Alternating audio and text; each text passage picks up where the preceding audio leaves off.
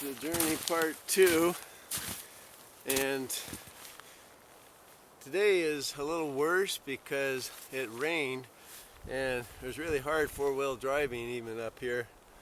So getting the fire going, got my bag again, and we'll get a fire going this time when we get up there. So part 2.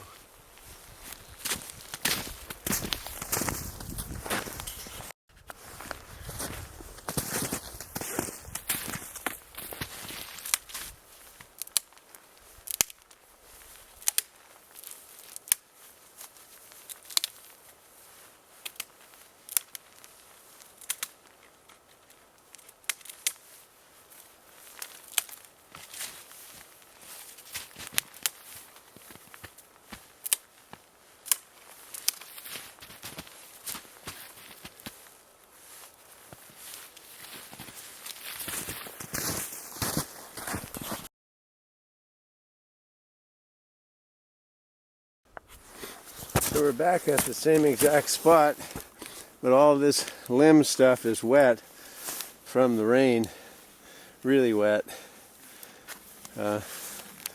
Normally can't peel it off that way, the bark, but it's really damp. So I picked up some dry stuff and I'll try it. And I got my pack better situated. I have my little hatchet that I usually put on it, and I forgot it. And then some better tinder, so we should be able to get a fire going, no problem.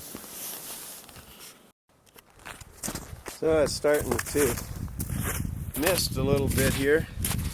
I'm going to do the flint and steel like I did last time, but I have a lot more tinder with me this time.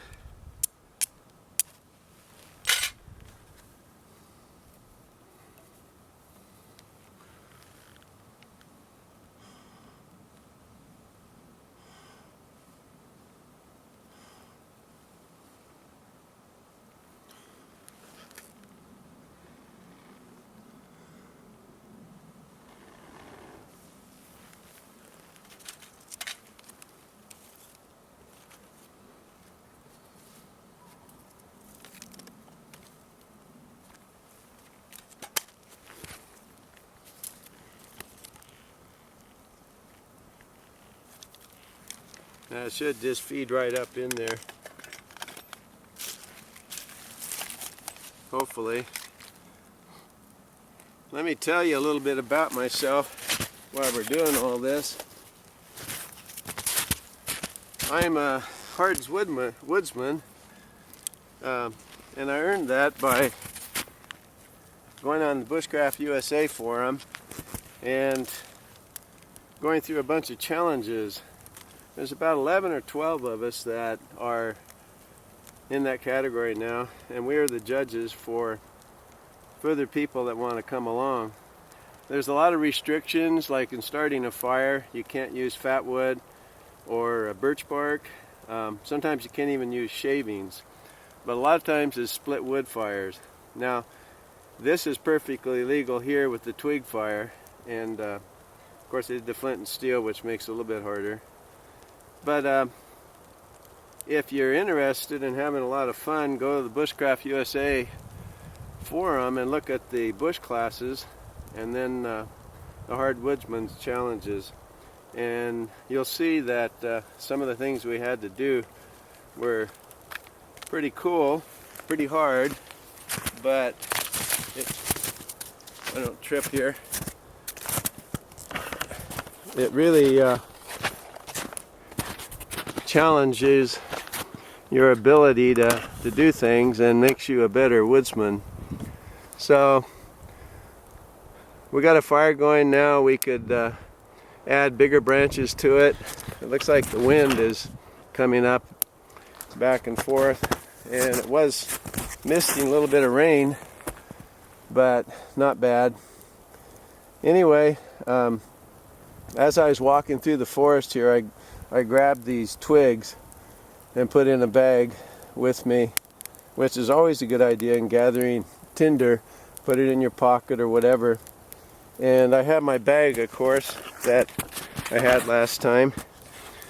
And I just put more tinder in it this time and put the axe on which I didn't use.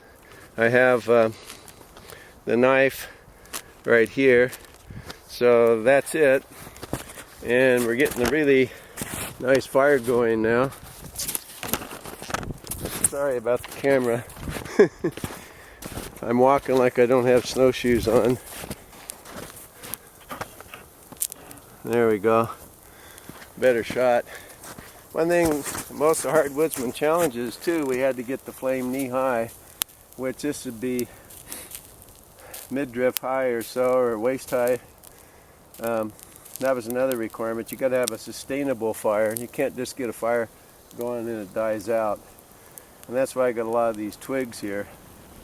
The wind is fanning this quite a bit and making it a little bit more productive. A lot of times, except for one fire, we couldn't even blow into the fire like you normally would blow into a fire to get it going more and give it oxygen. We couldn't do that. So if you're really interested or just want to look, really a neat place to go, Bushcraft USA forum, and then look at the Hardwoodsman's challenges, and I think you'll enjoy it. So gonna enjoy the fire for a while and look around. Got a lot of tracks around here today that wasn't here before. So when you're looking for bigger stuff, sometimes you want to look at dried trees like this. This stuff is really dry and it's a little pithy, but it will work. And you take your knife and pry in there and get more of it. If nothing else,